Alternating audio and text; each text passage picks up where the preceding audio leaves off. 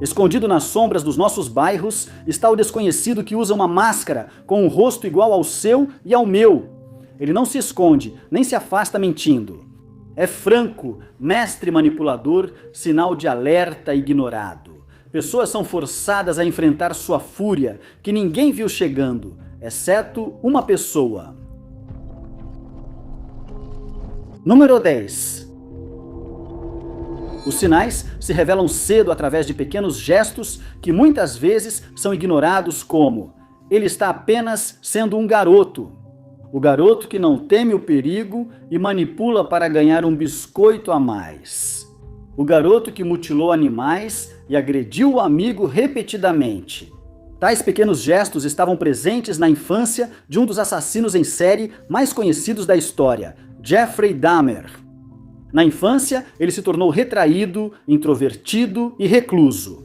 Fazer amizades era uma batalha difícil, que ele simplesmente não conseguia vencer. Quando criança, ele tinha uma obsessão assustadora pela morte, especialmente a de pequenos animais. Dahmer começou a coletar, dissecar e guardar ossos de animais atropelados. Na adolescência, Dahmer iniciou o abuso de substâncias para tentar silenciar as vozes em sua mente que o incitavam a matar e às quais acabou cedendo. Em 1978, aos 18 anos, ele iniciou sua série de homicídios, começando por Stephen Mark Hicks. A série de assassinatos iniciou em 1978 e seguiu até 1990, quando Dahmer mudou-se para o apartamento 213 dos apartamentos Oxford. Esse quarto se tornou o palco das principais atrocidades de Dahmer, sendo o último lugar visto pelas vítimas antes do fim macabro. Aqui está o principal exemplo de pessoas comuns que tentaram nos alertar sobre psicopatas. Glenda Cleveland, vizinha do prédio de Dahmer, na 25ª Street, foi retratada incorretamente como vizinha direta na série da Netflix sobre o monstro de Milwaukee. Como ficaria conhecido? Desde o ano em que Dahmer se mudou até o dia em que foi preso, Glenda percebeu comportamentos peculiares e, embora tenha feito várias tentativas de denunciá-los, seus avisos foram ignorados.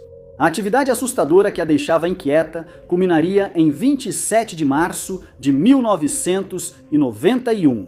Glenda, sua filha Sandra e a sobrinha Nicole viram algo muito perturbador. Era de madrugada quando elas viram um indivíduo atordoado vagando pela rua próxima. Ele estava sem roupas e manchado de fluido vital. Glenda foi ajudar enquanto a sobrinha chamava o 911, que enviou uma viatura. Lá, enfrentaram a manipulação típica de psicopatas. Dahmer estava diante da porta do prédio onde morava, cercado pela família preocupada, que tentava salvar a vida de um jovem chamado Konorak, que estava sentado à frente deles, espancado e machucado. "Ele é meu namorado e está intoxicado", disse Dahmer. O policial baixou a guarda e levantou as mãos. Ele concluiu que era uma briga de amantes e deixou Dahmer levar o jovem asiático, em estado deplorável, de volta para cima. E Glenda tentou chamar a atenção do departamento de polícia, insistindo que havia algo muito errado ali. Mas ela foi ignorada por 2 meses. Glenda persistiu, fazendo várias ligações para o departamento de polícia, exigindo que algo fosse feito em relação a Dahmer. Suas ligações foram ignoradas e ela recorreu ao FBI, que também falhou, permitindo mais mortes. No dia 22 de julho de 1991, Tracy Edwards, a última vítima pretendida, conseguiu escapar do quarto 213 e levou a polícia de volta até Jeffrey Dahmer e a um apartamento de horror absoluto. Número 9. Janine Lawlins percebeu que havia algo muito errado com seu filho ainda jovem. O comportamento anormal marcava a casa dos Bruxelles e seguiu a família de Sete até Burundi e Congo belga. Manipulador foi a primeira palavra que Janine usou para descrever seu filho adolescente, Mark Dutroux, que apresentava padrões de comportamento muito diferentes dos de seus 4 irmãos. Ao conquistar a independência, Dutroux não mudou muito. Sua mãe trocou o rótulo de manipulador para, depois, violentamente imprevisível. Naquela época, ela já sabia que o filho seria um perigo para o mundo. Mas lá foi ele para a vida adulta, sem ninguém além de Janine sabendo da destruição de que ele era capaz. Problemas sérios começaram no verão de 1985, quando ele conseguiu o divórcio. Frustração crescente com a dificuldade de conquistar mulheres levou a uma decisão perturbadora, ao invés de entrar no jogo do qual é a sua cor favorita. Dutrow pensou que seria mais fácil sequestrar suas acompanhantes e forçá-las a romances. Sequestro e abuso, segundo ele, eram mais rápidos que flertar.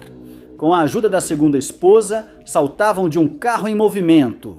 Agarrava vítimas desavisadas, geralmente meninas jovens, tapava boca e olhos com fita adesiva e as atacava em garagem ou local conveniente. A vítima, geralmente, era libertada cerca de 1 ano após o início dos crimes. Dutrow e sua cúmplice, Michelle Martin, foram presos pelo rapto e agressão de 5 pessoas de diferentes idades.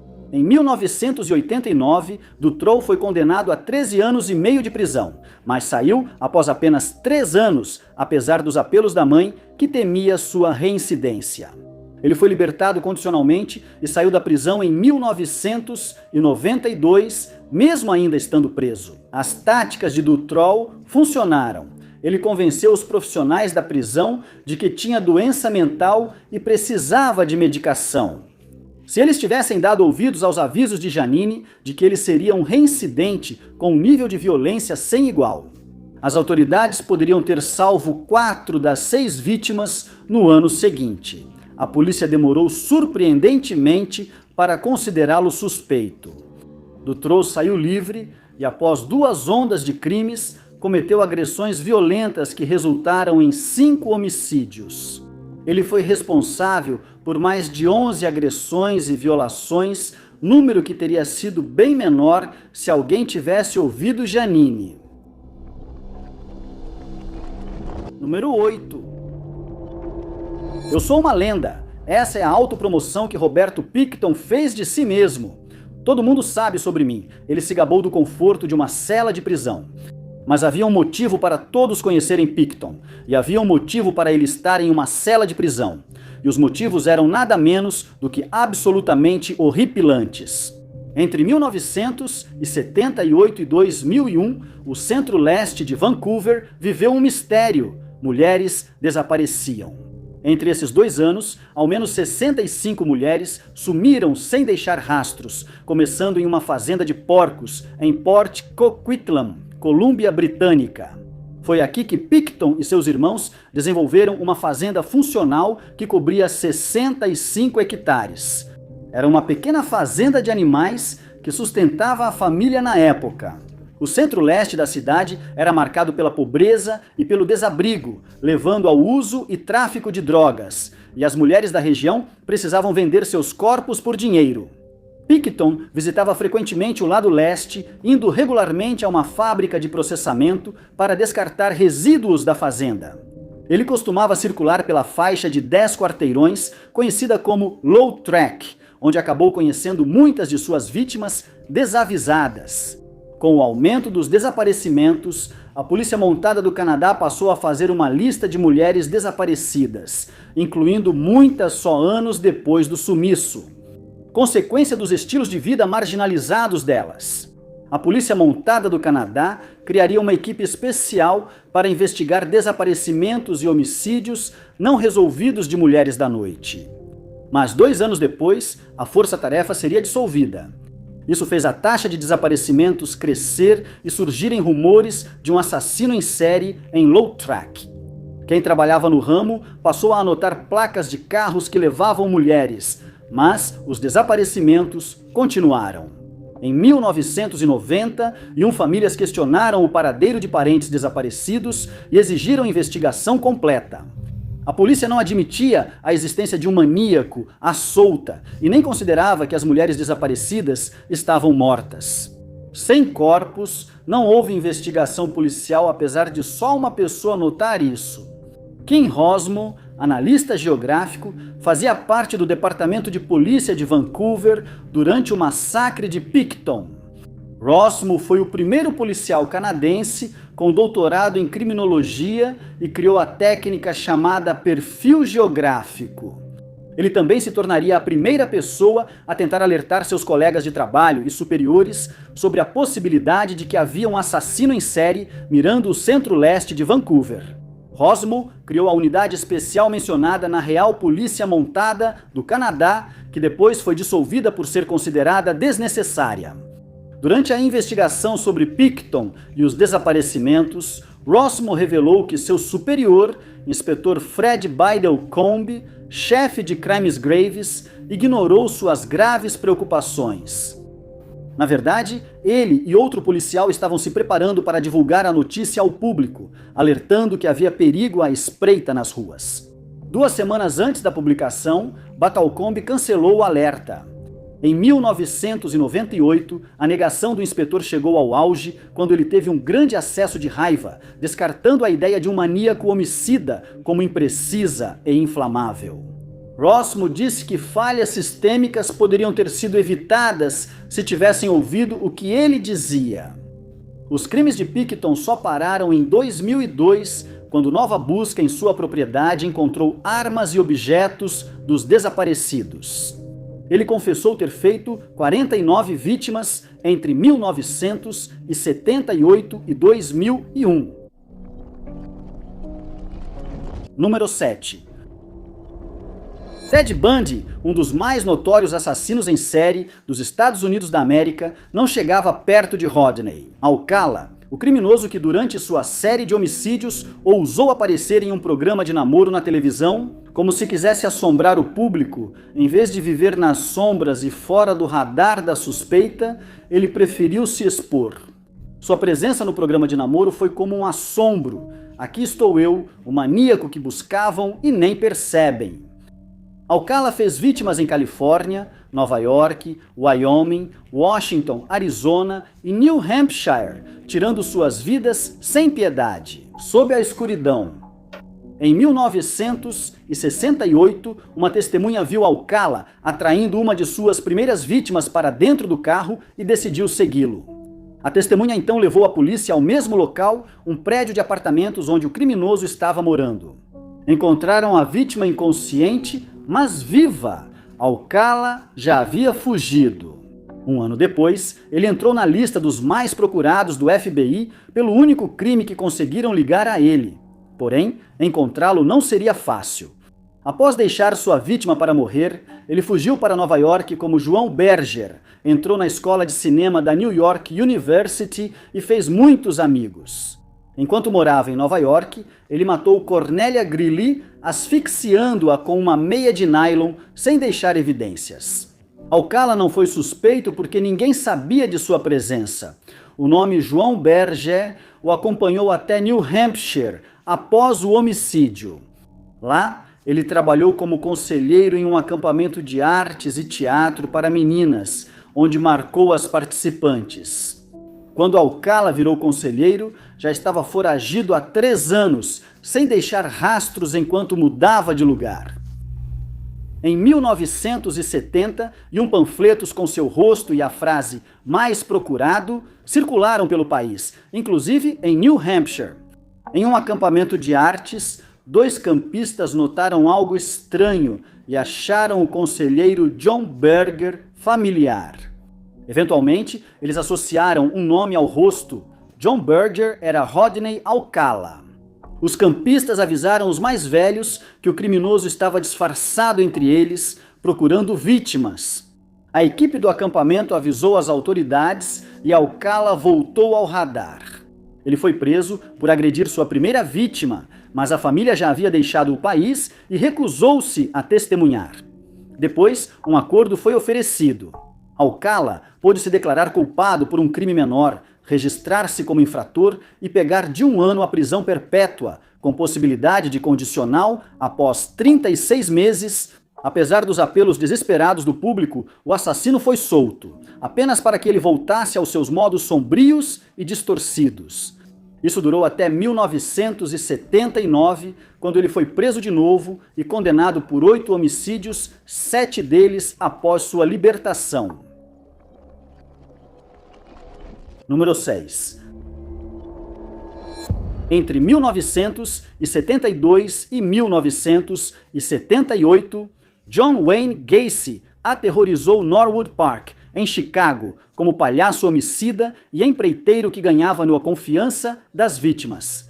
Ele atraía jovens e meninos para sua casa no campo, enganava-os com algemas como truque de mágica e depois os agredia, torturava e matava. Gacy cometeu seu primeiro assassinato em 1972 e seguiu por anos sem suspeitas, exceto dos Butkoviches. Em 1975, Marco e Teresia Butkovich estranharam quando seu filho John não voltou após confrontar Gacy sobre salários não pagos. Procuraram a polícia várias vezes, temendo o pior, mas as autoridades só investigaram superficialmente e concluíram que John havia fugido de casa. Os Butkovich insistiram, chegaram a visitar a casa de Gacy, mas foram ignorados por 3 anos enquanto Gacy seguia escondendo corpos em seu porão. A polícia só considerou Gacy suspeito após o desaparecimento de Robert Priest. Um mandado de busca resultou na prisão de Gacy em 1978. No dia seguinte, ele confessou os desaparecimentos e homicídios. Os detetives logo acharam o cemitério com 33 vítimas, incluindo John Butkovich, confirmando os temores dos pais. As 100 ligações que fizeram não foram investigadas, causando vítimas que poderiam ter sido evitadas. Número 5. Sasha Reid, PhD, candidata na Universidade de Toronto e instrutora de psicologia na Universidade de Calgary, Sasha Reid pesquisava assassinos em série há quase uma década, antes de encontrar algo alarmante que a fez ligar para a polícia em alerta.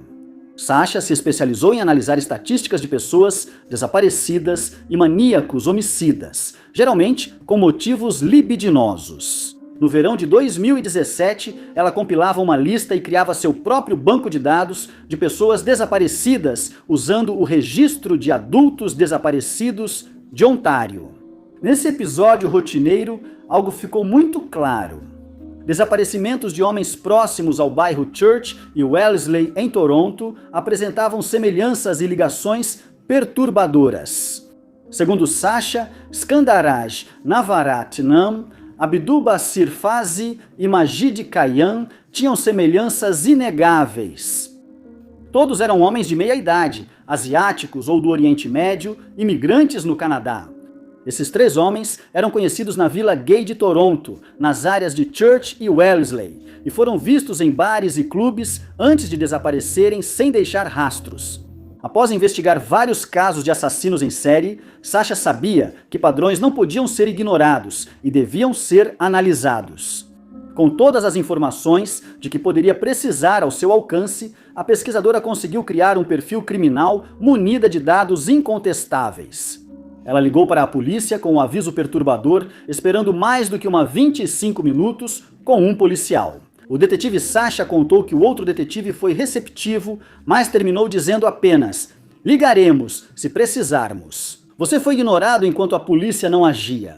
As informações são da pesquisadora Bruna MacArthur, paisagista canadense. O Papai Noel do shopping continuava causando problemas em Wellesley, sendo o responsável pelos misteriosos desaparecimentos na vila. Como a polícia não agiu após o alerta de Sasha, ele continuou cometendo crimes. O sumiço de Selin Esen, imigrante turco, exigiu investigação mais profunda, levando a polícia a criar o Projeto PRISM.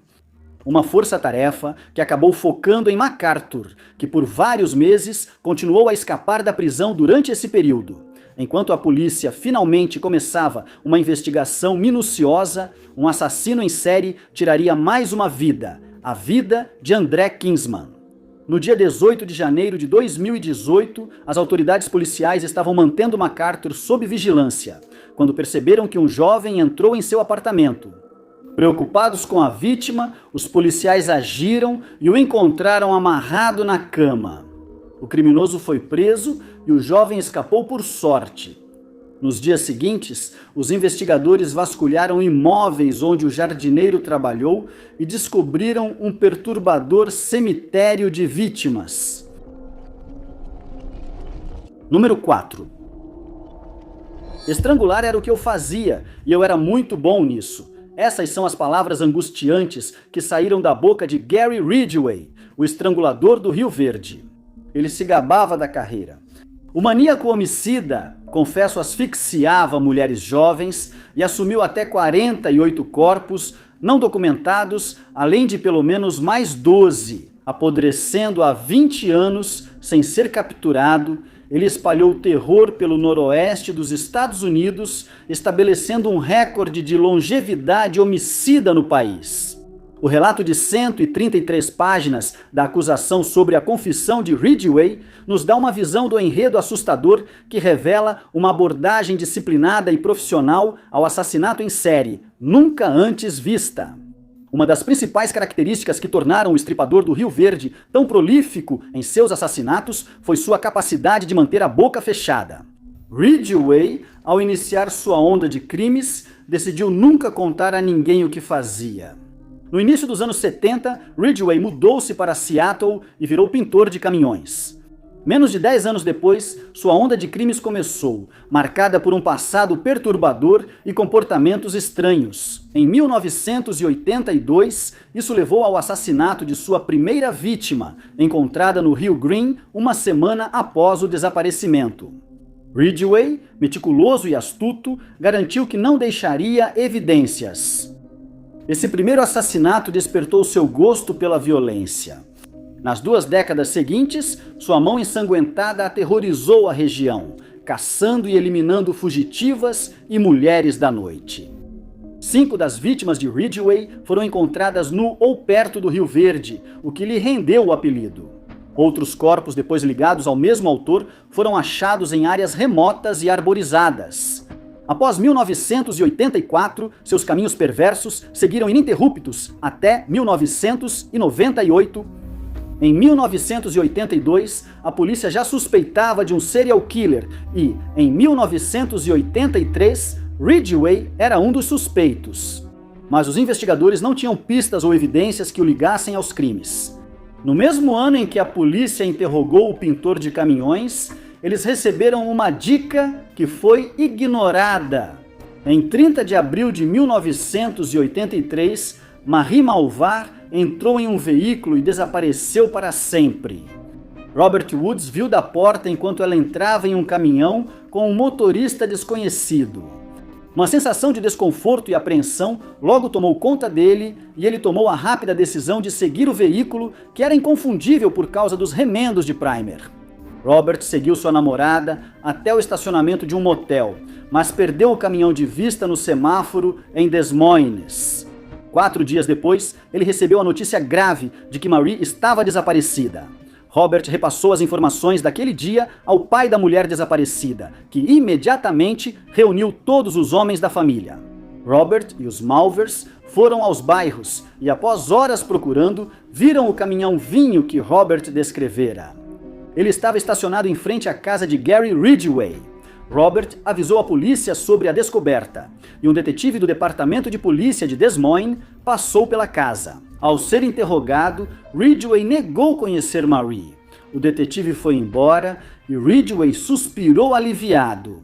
Pelos próximos 15 anos, a onda de crimes continuou e o departamento de polícia ficou sem entender diante de um crime perturbador. Isso seria facilmente resolvido se o alerta de Robert levasse a uma investigação real, como revistar a caminhonete Bordeaux por evidências. Número 3. No verão de 1974, uma onda de desaparecimentos misteriosos de jovens universitárias de cabelo escuro se espalhou por Washington. A polícia buscava um Fusca marrom guiado por Ted, homem carismático de cabelo escuro, com tipóia no braço, conforme relatos de sobreviventes e testemunhas. Elizabeth Klopfer, namorada de Ted Bundy, logo percebeu as semelhanças alarmantes entre a descrição do suspeito e seu companheiro. Homem charmoso, bonito, cabelo escuro e porte mediano. Pedir ajuda com um gesso falso e dirigir um Fusca combinavam com Bundy. Ela até achou gesso em pó na escrivaninha dele, o que explicaria o gesso falso. Mesmo após ligar várias vezes para a polícia, os investigadores ignoraram seus alertas. Conversaram com o estudante de direito e concluíram que, sem antecedentes criminais, ele não poderia ser um assassino em massa. Bundy foi absolvido e nos 4 anos seguintes, os ataques e desaparecimentos seguiram, totalizando 30 vítimas conhecidas. Em 1978, uma abordagem de trânsito rotineira levou a polícia a encontrar carteiras de estudante e cartões de crédito roubados, finalmente tornando Bundy um suspeito de verdade. Evidências forenses confirmaram que o estudante de direito de aparência respeitável era o notório serial killer Ted Bundy. Se ao menos os avisos de Elizabeth tivessem sido ouvidos antes. Número 2. Entre 1975 e 1980, o estripador de Yorkshire cometeu crimes em Yorkshire e no noroeste da Inglaterra. Os alvos eram aleatórios, principalmente mulheres vistas como vulneráveis e disponíveis. Ele atuava nos bairros de prostituição de Leeds e Bradford, abordando mulheres de carro fingindo oferecer carona ou contratar serviços. No começo, o assassino escolhia mulheres da noite, achando-as alvos mais fáceis. A mídia adotou a teoria de que o assassino odiava trabalhadoras de rua, o que causou erros graves no início da investigação. A teoria era errada porque o estripador de Yorkshire, nome inspirado em Jack, o estripador, também atacava mulheres de outras profissões. Incluía balconistas, bancárias e estudantes. Suposições prejudiciais, ignorância e trabalho policial ruim permitiram que o estripador continuasse seus crimes por mais 5 anos. Nesses 5 anos, investigadores acharam uma pessoa de interesse que correspondia às descrições das testemunhas. Peter Sutcliffe, motorista de caminhão de carga pesada, foi entrevistado, mas a polícia não conseguiu ligar as evidências a ele. Ele seria detido e interrogado mais 9 vezes nos 5 anos seguintes. Cada vez, embora Sutcliffe fosse liberado sem incidentes, álibis e a falta de evidências o inocentavam todas as vezes. Analistas criminais alertaram a polícia de Yorkshire para não liberá-lo, enquanto as sobreviventes afirmavam ter encontrado o culpado. O próprio amigo de Sutcliffe, Trevor Birdsall, tentou avisar a polícia que Peter Sutcliffe era o estripador de Yorkshire. Ele percebeu as inexplicáveis ausências noturnas do amigo, sempre coincidindo com as descobertas de corpos. Trevor também estava presente durante o primeiro ataque de Sutcliffe a uma mulher, então ele escreveu uma carta anônima para a polícia, claramente escrita em estado de angústia. Nela, ele sugeriu que os investigadores considerassem Sutcliffe um suspeito e realizassem uma investigação minuciosa sobre ele. Alguns dias depois, Trevor foi pessoalmente ao departamento de polícia de Yorkshire e relatou os acontecimentos do primeiro ataque, repetindo suas suspeitas. Mesmo com avisos recebidos como prioridade máxima, as informações não foram repassadas e os relatórios foram ignorados. Até 1981, quando Sutcliffe foi preso por acaso, revelando que ele era o responsável pelos ataques o tempo todo. A falha do departamento em investigar os avisos de Trevor fez essa negligência ser incluída entre outros erros da polícia que permitiram Sutcliffe escapar. Com a nota de $5 achada no bolso de uma vítima, que podia ser rastreada até a empresa de transporte do estripador, além dos depoimentos de testemunhas e relatos de sobreviventes. Número 1. O nome D'Angelo Martin pode ser desconhecido para muitos. Isso pode ser porque ele nunca teve um apelido midiático marcante, nem crimes tão memoráveis quanto os de Ted Bundy, Rodney Alcala ou John Wayne Gacy. Os assassinatos que ele cometeu foram encenados para não parecer homicídio e por isso não foram vistos assim. Inicialmente não, as vítimas eram atraídas para casas vazias, agredidas, mortas e posicionadas de forma sinistra. Seus corpos, parcialmente vestidos, estavam sem vida entre garrafas de álcool, farelos de gesso e agulhas hipodérmicas. Entre 2018 e 2019, 4 corpos nessa posição foram achados na região metropolitana de Detroit. Com a segunda vítima, os investigadores relutaram, mas perceberam que algo não estava certo. O quarto assassinato deixou Detroit em alerta, obrigando as autoridades a enviar equipes despreparadas. Fazer hora extra e vasculhar propriedades degradadas atrás de corpos. Durante a busca incansável por respostas e o crescente sentimento de preocupação na comunidade, os investigadores levantaram as mãos, dizendo que nada pode ser feito, citando a falta de evidências e pistas como motivo. No entanto, evidências e pistas eram tudo o que eles tinham. Após a eventual prisão de Martin em 2019, que ocorreu após o testemunho de uma sobrevivente em um ataque separado, ele foi ligado aos 4 homicídios anteriormente não solucionados e a 2 ataques. A investigação revelou evidências já existentes e descobriu que, por 15 anos, D'Angelo Martin destruía vidas de mulheres com agressões. Um kit de DNA sumido em 2004 foi o primeiro erro identificado no departamento de polícia. Mais evidências de DNA ajudariam, mas sempre que oferecidas, eram rejeitadas. A investigação revelou que desde 2016 já existiam evidências de DNA para identificar Martin como criminoso em série. O mesmo DNA foi achado em todas as 4 cenas do crime. Por 15 anos, a polícia errou nas evidências que associavam Martin a crimes. Por 15 anos, o departamento não investigou leads, nem tomou ações que poderiam evitar os assassinatos seguintes. Investigadores receberam vários alertas de familiares, amigos, testemunhas e sobreviventes, sugerindo que Martin era um predador violento. Por motivos desconhecidos, a polícia o ignorou, atrasou a investigação, prendeu injustamente e impediu a justiça. O erro mais angustiante ocorreu em maio de 2019, quando uma mulher relatou que havia sido agredida no porão da casa de sua avó. Indicando Martin como responsável, a tia confirmou, dizendo ter ouvido gritos e encontrado a sobrinha em estado crítico. Apesar de receber essa informação crucial, que deveria ter sido a peça final para colocar Martin atrás das grades de uma vez por todas, o departamento não buscou apresentar acusações. O maníaco ainda tiraria a vida de sua última vítima antes que as autoridades finalmente emitissem uma acusação e o prendessem meses depois. Muito obrigado por assistirem. Se você gostou deste vídeo, não deixe de clicar no botão de curtir. Além disso, não se esqueça de se inscrever e ativar o sininho para ficar por dentro de todos os nossos próximos vídeos. Sou o Top 5 Desconhecidos, até o próximo vídeo!